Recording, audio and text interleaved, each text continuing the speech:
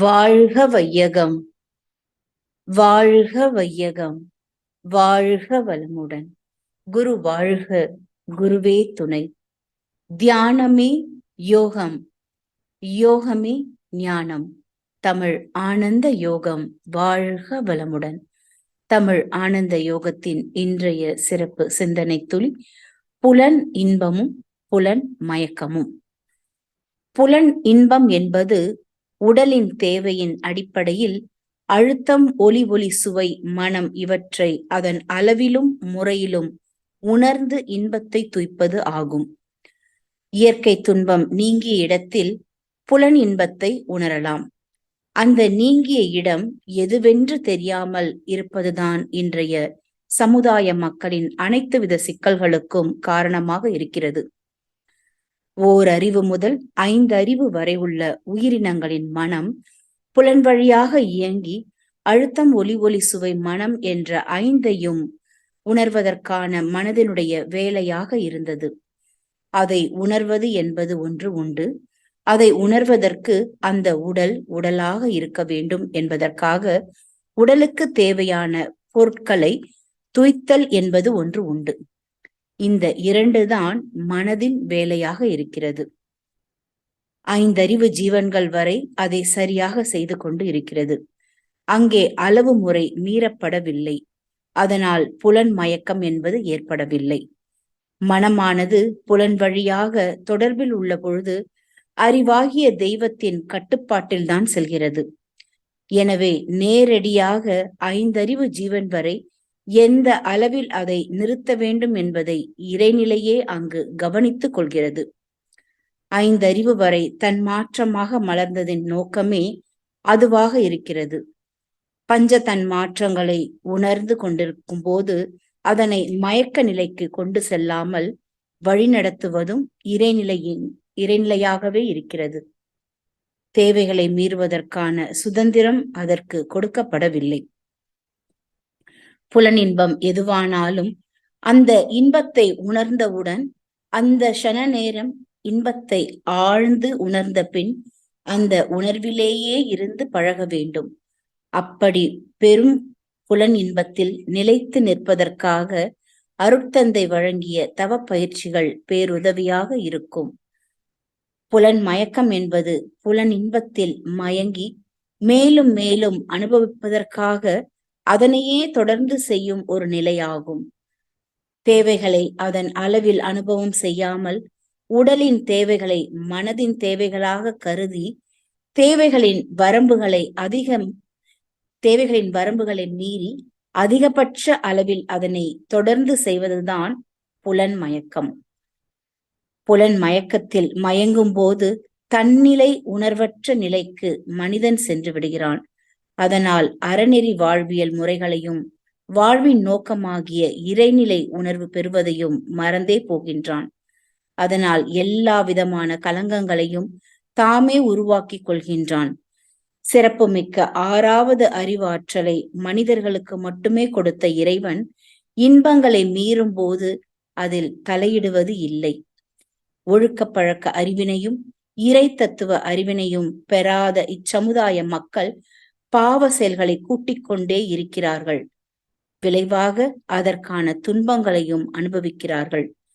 எனவே தேவைகளை அதன் அளவில் மீறாத வரை அது புலன் இன்பமாகவும் மீறிய இடத்தில் அது புலன் மயக்கமாகவும் திகழ்கிறது. தவ பயிற்சிகளை சரியான புரிதலுடன் தொடர்ந்து செய்து தனித்த மனமாக நிலைத்து நிற்கும் போது மனதை புலன் மயக்கத்திலிருந்து விடுதலை பெற செய்து விடலாம். அவ்வாறு விடுதலை பெறுவதே ஞானம். இறை ஞான ஆசிரியர் நன்மணி ஐயா அவர்களுக்கு நன்றிகள். வாழ்க வளமுடன் ஐயா. வாழ்க வளமுடன். வாழ்க வையகம், வாழ்க வையகம், வாழ்க வளமுடன். தியானமே யோகம், யோகமே ஞானம். தமிழ் ஆனந்த யோகம் வாழ்க வளமுடன். இன்றைய சிந்தனை துளிகள் வாசித்த ரிஷிபாபா அம்மா அவர்களுக்கு நன்றி. இன்றைய சிந்தனை தலைப்பு புலன் இன்பமும் புலன் மயக்கம். அதாவது புலன் வலி இன்பம், அதே புலன் வலி மயக்கம். இப்போ இந்த இடத்திலே 5 புலன்கள் என்பது பொதுவாக 5 அறிவு ஜீவனுக்கும் இருக்கிறது, 6வது அறிவு மனிதனுக்கும் இருக்கிறது. 5 புலன்கள் என்ற உயர்ந்த நிலைக்கு வந்த விலங்கினங்கள், அதே 5 புலன்களோடு பிறந்த மனிதன் அறிவு என்ற நிலையில் மட்டும் 6வது அறிவு என்ற ஒன்றை பெற்றிருக்கிறான். இப்போ இந்த புலன் இன்பம் என்பது 5 அறிவு ஜீவனில் முறையாக இருக்கிறது என்று இந்த சிந்தனையிலே நாம் பார்க்கிறோம். அந்த புலன் மயக்கம் என்பது 6வது அறிவு வந்த மனிதனிடம் மட்டும்தான் இருக்கிறது என்பதையும் இன்றைய சிந்தனை நமக்கு வெளிப்படுத்துகிறது. அப்படி என்றால் இந்த 6வது அறிவு என்பது மயங்குவதற்காகத்தானா என்று ஒரு கேள்வி எழத் தொடங்குகிறது அல்லவா? அதாவது சமுதாயத்தின் நிலையை பார்க்கும் பொழுது இந்த மயக்கம் என்பதே 6வது அறிவு வந்ததனால்தான் என்பது போல தோன்றுகிறது. இப்போ பொதுவாக மனிதர்களிடம் கேட்கும்போது கூட தேவை நிறைவேறியவுடன் அந்த பொருளை அப்படியே விட்டு செல்கிறது விலங்கினங்கள். ஆனால் மனிதன் அதையும் எடுத்து வைத்துக் கொள்கிறான், பொருள்களை தலைமுறைக்கு தலைமுறை சேர்த்து வைத்துக் கொள்கிறான். ஏன் இவன் இவ்வாறு செய்கிறான் என்று கேட்கும் பொழுது ஒரு அன்பர் கூறுகிறார், அந்த விலங்கினங்களுக்கெல்லாம் 5 அறிவு தான் இருக்கிறது, அதற்கு அதை எடுத்து பத்திரப்படுத்தி வைப்பதற்கோ சேர்த்து வைப்பதற்கோ தெரியவில்லை.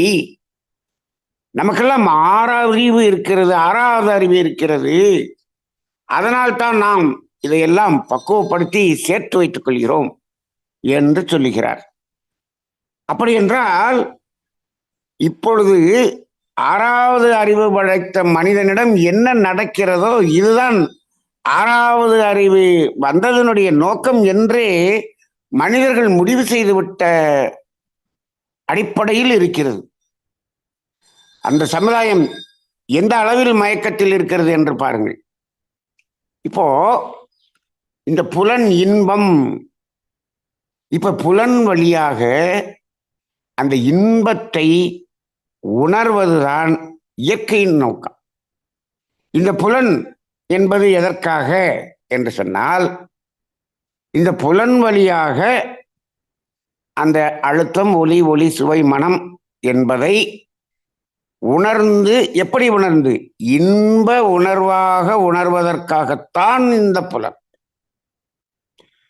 அந்த அழுத்தம், ஒளி, ஒளி, சுவை, மனம் என்பதற்கு ஒவ்வொன்றுக்கும் ஒவ்வொரு புலன் இருக்கிறது என்று வைத்துக் கொள்ளுங்கள். இப்போ நாக்கின் வழியாக சுவை என்பதை உணர்கிறோம், மூக்கின் வழியாக வாசனை என்பதை உணர்கிறோம் என்று வைத்துக் கொள்ளுங்கள். அது சுவையாக இருந்தாலும் வாசனையாக இருந்தாலும் இரண்டுமே உணர்வு என்ற அடிப்படையில் இன்பமாகத்தான் இருக்கும். அப்ப அந்த இன்பம் என்ற உணர்வை உணர்வதுதான் இந்த புலன் வழி வாழ்க்கை. இந்த புலன் வழி வாழ்க்கை அப்படின்னு சொல்லும் பொழுது இந்த புலன்கள் இந்த உலக பொருள்களோடோ நபர்களோடோ தொடர்பு கொண்டுதான் இந்த 5 உணர்வுகளையும் உணர முடியும், அந்த இன்பத்தையும் அனுபவிக்க முடியும்.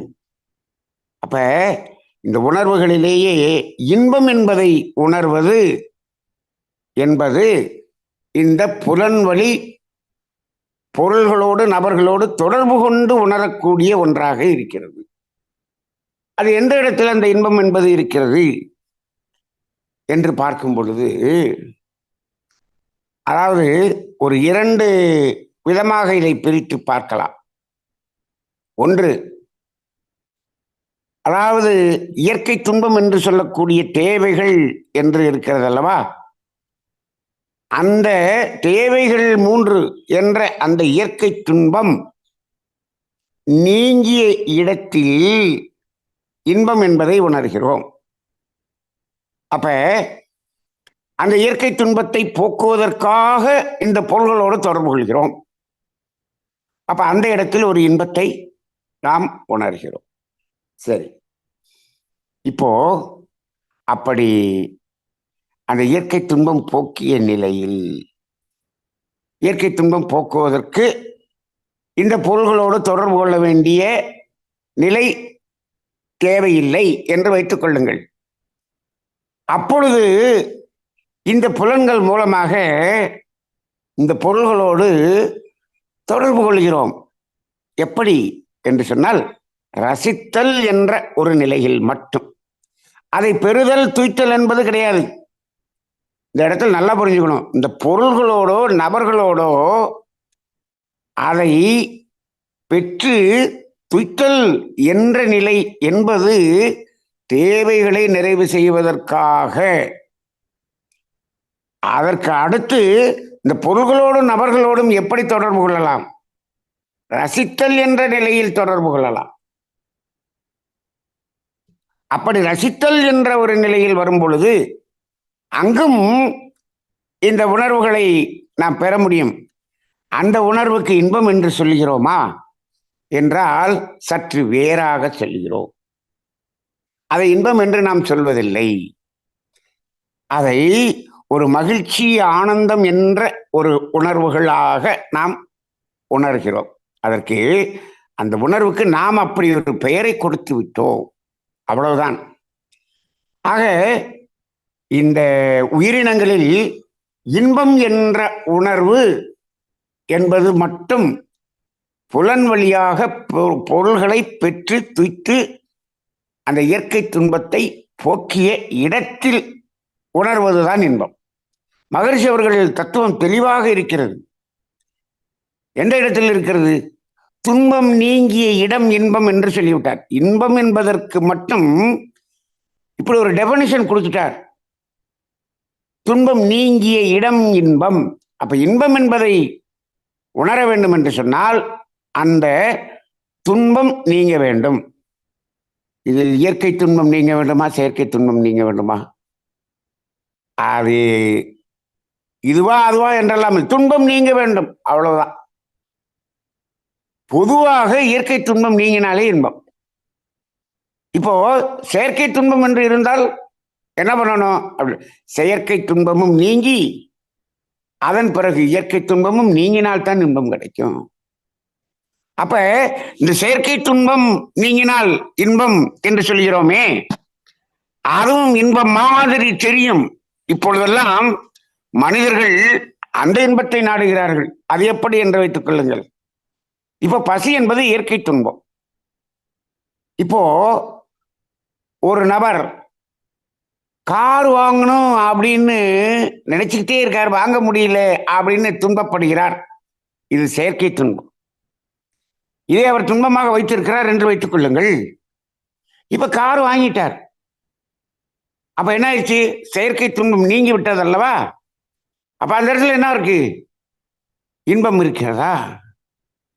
இன்பமாக தெரிகிறதா என்றால் அது ஒரு தற்காலிகமான உணர்வாக தெரியும். அப்ப இந்த துன்பம் நீக்கி, இயற்கை துன்பம் நீங்கி இன்பம் என்றதை உணர்கிறோமே, அந்த இடத்தில் நாம் ஒன்றை மட்டும் புரிந்து கொள்ள வேண்டும். என்ன என்று சொன்னால், இந்த உணர்வுகளிலேயே இந்த இன்பம் என்பதற்குத்தான் மகரிஷி அவர்கள் இன்னும் நிறைய தெளிவை கொடுத்திருக்கிறார். துன்பம் நீங்கிய இடம் இன்பம் என்று கொடுத்தார், இன்பம் பெருகிய இடம் துன்பம் என்று கொடுத்தார். அது மட்டுமல்ல, இன்பம், துன்பம், அமைதி, பேரின்பம் என்று ஒரு வரிசைப்படுத்தி ஒரு உணர்வுகளையும் கொடுத்திருக்கிறார். இப்ப இந்த இடத்துல நல்லா கவனிச்சு பாருங்க. அந்த இயற்கை துன்பம் நீங்குவதற்காக புலன் வழி பொருளோடு தொடர்பு கொள்கிறோம். அந்த நீங்கிய இடத்தில் இன்பம் என்பதை உணர்கிறோம்.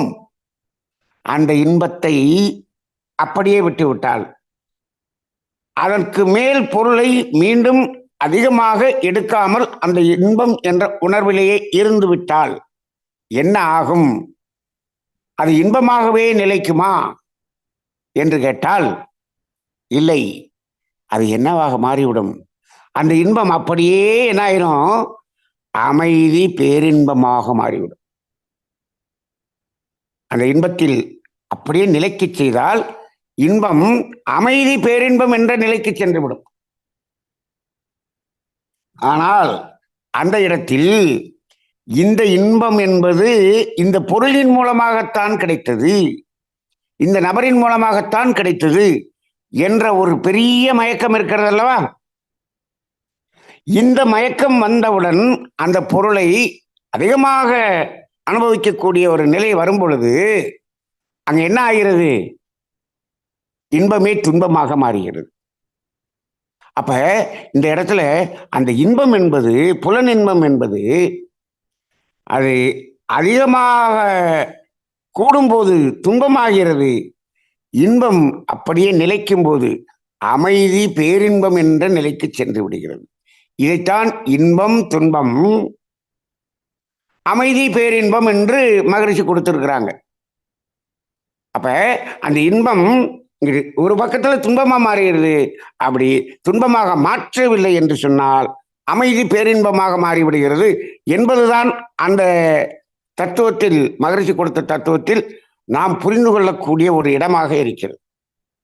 ஆக இப்பொழுது மனிதர்களிடம் இருக்கக்கூடிய ஒரே ஒரு பெரிய குறை என்ன என்று சொன்னால், இந்த இன்பம் என்பதை உணரும் போது அந்த இன்பத்தை இந்த உலக பொருள்கள் தான் கொடுத்தது, இந்த நபர்கள் தான் இந்த இன்பத்தை கொடுத்தார்கள், இந்த உறவுகள் தான் கொடுத்தது என்ற ஒரு மயக்கம். இந்த ஒரு மயக்கம் மட்டும் நீங்கிவிட்டால் மனிதனிடம் இருக்கக்கூடிய துன்பம் என்ற ஒன்று நீங்கிவிடும். தெளிவா சொல்லிட்டோம், இன்பம் அதிகரிக்கும் போதுதான் துன்பம் என்று. எந்த இடத்திலாவது இப்பொழுது இயற்கையை ரசித்துக் கொண்டிருக்கிறீர்கள், மகிழ்ச்சியாக இருக்கிறது. மகிழ்ச்சி அதிகரிக்கும் போது இன்பம் பெருகிய இடம் துன்பம் என்று சொல்றோமே, மகிழ்ச்சி பெருகிய இடம் என்று ஏதாவது சொல்லப்பட்டிருக்கிறதா? இல்லை. அப்படி அங்கு மகிழ்ச்சி பெருகுவதெல்லாம் இல்லை, பெருகுவதெல்லாம் இல்லை. ஏன் பெருகுவதில்லை என்று சொன்னால், அங்கு எந்த பொருளையும் நாம் துய்ப்பது, புலன் மூலமாக துய்ப்பது என்பது இல்லை. நீங்க துய்த்தல் என்று வரும்பொழுதுதான் பெருகுதல் என்பது வரும். இந்த துய்த்தல் என்பது இந்த இன்பம் என்ற உணர்வை உணர்வதற்காக மட்டும்தான் இந்த துய்த்தல் என்பது வருகிறது. அப்ப அந்த இப்போ அப்படி கைய காலை அமுக்கிட்டு இருக்கும் போது சுகமா இருக்கு. அதை அப்படியே ஒரு மணி நேரம் அமுக்கினீங்கன்னா என்ன ஆயிடுது? வேதனையாக மாறுகிறது. என்னப்பா காலை அமுக்க சொன்னா நல்லா இருக்குன்னு சொன்ன, இப்ப போதும் நீ ஏன் நிறுத்த சொல்ற? அவ்வளவுதான், அந்த அளவுதான். அதுக்கு மேல அமுக்கும் போது அதுவே என்ன ஆயிடுது? துன்பமாக மாறி விடுகிறது. அப்ப இந்த புலன்கள் பொருள்களோடு தொடர்பு கொண்டு துய்த்தல் என்ற நிலையில் வரும்போதுதான் அந்த பெருகிய இடம் என்று வரும். மற்ற எந்த உணர்வுகளுக்கும் பெருகிய இடம் என்று எதுவுமே இல்லை. மகிழ்ச்சி பெருகியது இல்லை. மகிழ்ச்சினா மகிழ்ச்சி தான். நீ எவ்வளவு நேரம் இருந்தாலும் மகிழ்ச்சி மகிழ்ச்சியாக இருக்கும். அதுல கூடுதல் குறைதல் என்றெல்லாம் இல்லை, பெருகுதல் என்றெல்லாம் ஒன்று இல்லை. ஏனென்று சொன்னால் அந்த பொருள் அப்படியே இருக்கிறது, நாம் இங்கு அப்படியே இருக்கிறோம், எந்த மாற்றம் நிகழவில்லை. எப்பொழுது நீங்கள் அடைதல் என்ற நிலைக்கு போகிறீர்களோ அங்குதான் பெருக்கம் என்பது வருகிறது. அப்ப இன்னைக்கு மனிதன் என்பவன் இந்த புலன் வழியாக இன்பம் என்பதை உணர்கிற ஒரு இடத்தில் மட்டும் அவனுடைய அந்த மயக்கம் இருக்கிறது. இங்கு மட்டும்தான் மயக்கம் இருக்கிறது, இந்த ஒரே ஒரு மயக்கம்தான் இருக்கிறது. அப்ப மனிதன் ஏன் இப்பொழுது இப்படி துன்பத்தில் இருக்கிறான் என்று சொன்னால், இந்த பொருள்களையும் உறவுகளையும் அவைதான் நமக்கு இன்பத்தை கொடுக்கிறது என்ற ஒரு தவறான புரிதல். இந்த ஒரே ஒரு புரிதல் தான். எந்த பொருளும் நமக்கு இன்பத்தை கொடுப்பது இல்லை, அது துன்பத்தை போக்குவது மட்டும்தான். அந்த துன்பத்தை போக்கும் அளவு முறை மீறினால் துன்பத்தை கொடுக்கும். இதுதான், அதை புரிந்து கொள்ள வேண்டும். எந்த உறவும் நமக்கு இன்பத்தை கொடுப்பது இல்லை. கணவன் மனைவிக்கு இன்பத்தை கொடுப்பது இல்லை, மனைவி கணவனுக்கு இன்பத்தை கொடுப்பதில்லை. இதை சமுதாயத்தில் சொன்னால் இதை ஏற்றுக்கொள்ள தயங்குவார்கள். இன்னும் விஞ்ஞானம் கூட இதை ஏற்றுக்கொள்ள மறுக்கும். விஞ்ஞானம் நிச்சயமாக ஏற்றுக்கொள்ளாது. அது என்ன சொல்லும்? அதாவது நமக்குள்ளாக இருக்கக்கூடிய இன்பத்தை அனுபவிக்கிறோம் என்று நாம் சொன்னோம் என்று வைத்துக் கொள்ளுங்கள்.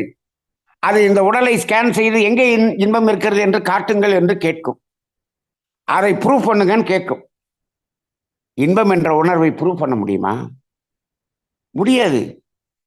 இயற்கையிலே இயற்கையின் ரகசியங்கள் நிறைய ப்ரூவ் பண்ண முடியாம இருக்குது. ஆனா உங்கள்கிட்ட காட்ட முடியாது. அதெல்லாம் காட்டினாதான் நான் ஒத்துக்குவேன் அப்படின்னு சொல்லக்கூடியது விஞ்ஞானம். இன்னும் மனம் என்பதையே அது என்ன சொல்கிறது? மனம் என்ற ஒன்று இல்லை, மூளை மட்டும்தான் இருக்கிறது என்று சொல்லிக் கொண்டிருக்கிறது. அப்படி இருக்கக்கூடிய விஞ்ஞானம் அதற்கு இந்த உணர்வுகளை பற்றியெல்லாம் தெரியாது. அப்ப அந்த கணவன் மனைவி உறவில் கூட துன்பம் நீங்குவதற்காகத்தான் அந்த உறவு. துன்பம் நீங்கிய இடத்தில் அந்த இன்பம். அப்படித்தான் இருக்கிறதே தவிர எங்கும் இன்பத்தை கொடுப்பதோ பெறுவதோ அப்படியெல்லாம் இல்லவே இல்லை. ஆக இந்த 5 புலன்கள் வழியாக அந்த ஐயறிவு ஜீவன்கள் மயங்குவது இல்லை. ஏனென்று சொன்னால் அதுக்கு 6வது அறிவு இல்லை. ஒன்று, இந்த 6வது அறிவு தவறான பாதையில் சென்று அது அதிகமாக மயங்கி ஓடுகிறது என்பதுதான் மனிதனிடம் நடக்கிறது. 6வது அறிவு இருப்பதனால்தான் இப்படி துன்பம். அப்படின்னா 6வது அறிவு துன்பத்துக்காக வரல. 6வது அறிவு தடம் மாறி செல்வதுதான் துன்பம். இப்ப ஐயறிவுல எப்படி அந்த கண்ட்ரோல் இருக்கு அப்படின்னு கேட்டா அங்க 6வது அறிவு இல்லை என்பது ஒன்று காரணம். இன்னொரு காரணம் இருக்கிறது. அவற்றினுடைய முதுகுத்தண்டு ஹரிசாண்டலா இருக்கு. எப்பொழுதும் அதனுடைய மூலாதாரமும் துரியமும் இணைப்போடு இருக்கிறது. மனிதனிடம் வெர்டிகலா வந்துருச்சு. மூலாதாரத்துக்கும் உச்சிக்கும் எப்பொழுதும் இணைப்பு இல்லை. அதை மனிதன் முயற்சி செய்து அங்க கொண்டு வர வேண்டிய ஒன்றாக இருக்கிறது. அதனால அது விலங்கினங்கள் வரை அது ஒரு பேலன்ஸ்டான வாழ்க்கையை வாழுகிறது. மனிதனிலும் எடுத்து பாருங்கள். அவன் வெர்டிகலாக இருக்கிறதுக்கு மாறுறதுக்கு முன்னாடி அவன் குழந்தையாக இருக்கும் பொழுது அவனுடைய முதுகுத்தண்டு ஹரிசாண்டலா தானே இருந்தது. அந்த குழந்தையாக இருக்கும் வரை அவன் தெய்வ நிலையில் இருக்கிறான். அவன் பேலன்ஸ்டா இருக்கிறான். அந்த தவறெல்லாம் செய்ய மாட்டான். ஏன்னா அது ஹரிசாண்டலா இருக்கு. அவன் எப்போ எந்திரிச்சு நடக்க ஆரம்பிக்கிறானோ வெர்டிகலா மாறணும்னா என்ன ஆயிருது? இவன் புலன் மயக்கத்துக்கு போறான். இந்த புலன் மயக்கமா இருக்கிறதுக்கு காரணம் இந்த வெர்டிகலா இருக்கிறது ஒரு காரணம். ஆனால் இந்த வெர்டிகலா இருக்கிறப்பத்தான் மூலாதாரத்தில் இருக்கக்கூடியதை முழுமையாக 100% எங்க கொண்டு போக முடியும்? உச்சிக்கு கொண்டு போய் நாம் அந்த இறை உணர்வை பெற முடியும். பல இறை உணர்வுகளாகிய அத்தனை ஆனந்தத்தையும் உணர முடியும். அது ஐந்தறிவு ஜீவனுக்கு உணர முடியாது. அது மூலாதாரத்தை விடுத்து உச்சியில போய் நிற்க முடியாது. ஆனால் மனிதனால் முடியும். அப்படி என்று சொல்லும் பொழுது இந்த மூலாதாரத்திலிருந்து உச்சிக்கு கொண்டு வரக்கூடிய தவம் என்பது யாருக்கு என்று கேட்டால் மனிதனாக பிறந்த அனைவருக்கும் அது வர வேண்டும். அதனாலதான் எல்லாரும் என்ன சொன்னாங்க? எல்லாரும் பொட்டு வை, புருவ மையத்துல பொட்டு வை அப்படி யாருக்கு? எல்லாருக்கும் பொட்டு வைக்க சொன்னாங்க. திண்ணூறு பூச சொன்னாங்க. அந்த இடத்துலதான் சிலுவை போட்டாங்க. அந்த இடத்துல நமாஸ் பண்ணாங்க. உச்சியை மிகவும் பாதுகாப்பாக வைத்துக் கொள்ள சொன்னார்கள். உச்சியில் நினைவை வைத்துக் கொள்ள சொன்னார்கள். தலையில குடத்துல தண்ணி தூக்கிட்டு வரும்போது கூட அந்த உச்சியின் நினைவோடு வருவார்கள். அந்த தண்ணி தூக்கிட்டு வர்றதுலே அவங்களுக்கு துரியம் ஆக்டிவேட் ஆயிரும். அந்த கரகம் வைத்து ஆடுவது என்பது ஒன்று இருக்கும். அதே போல தலையில சும்மாடு வச்சு அங்க அந்த சுமை தூக்கி கொண்டு அந்த தண்ணீர் தூக்கி கொண்டு வரும் பொழுது நினைவு அங்கு இருக்கிறது. இப்பொழுதெல்லாம் யாரும் அதெல்லாம் செய்வதே இல்லை. எல்லாம் பைப் லைன்ல வந்துருச்சு. இந்த பைப் லைன்ல இந்த எல்லாத்தையும் கொண்டு வந்த பிறகு அந்த சுழுமுனை பைப் லைன் என்ன ஆயிடுச்சு? டம்மி ஆயிப்போச்சு. ஆக இவை மனிதனாக பிறந்த அனைவருக்கும் இது உயர்த்தித்தான் ஆக வேண்டும். இது உயர்த்தவில்லை என்று சொன்னால், மூலாதாரத்திலே இருந்தால் இவன் புலன் மயக்க வாழ்க்கையில் தான் இருப்பான். ஆக இந்த புலன் வழியான இன்பம் என்பதில் இவ்வளவு தத்துவங்களை மகரிஷி அவர்கள் கொடுத்திருக்கிறார்கள். ஏதோ 2 வரி வார்த்தைகள் போட்டிருக்கிறார் என்று அதை நாம் வெறும் வார்த்தைகளாக எழுதி படித்து விட்டு சென்று விடுகிறோம். இல்லை, அதை ஆய்ந்து ஆய்ந்து ஆய்ந்து பாருங்கள். இன்பம், துன்பம், அமைதி, பேரின்பம் என்பதை இப்படி பார்க்க வேண்டும். இன்பம் அதிகரிக்கும் போது துன்பம், இன்பம் இன்பமாக இருந்தால் அமைதி பேரின்பமாக மாறும் என்று அதை விளக்க வேண்டும். சும்மா எழுதி போட்டுட்டு போயிடக்கூடாது. அந்த அடிப்படையில் இன்றைய சிந்தனை எல்லா மனிதர்களுக்கும் தேவையான ஒரு சிந்தனையாக இருக்கிறது. இந்த சிந்தனையை உலகில் உள்ள 850 கோடி மக்களுக்கும் தேவை. நாம் ஒரு 8 கோடி பேராவது இதை கேட்பதற்காக இதை பகிர்வோமா? முயற்சி செய்வோம். வாழ்க வளமுடன். தியானமே யோகம்.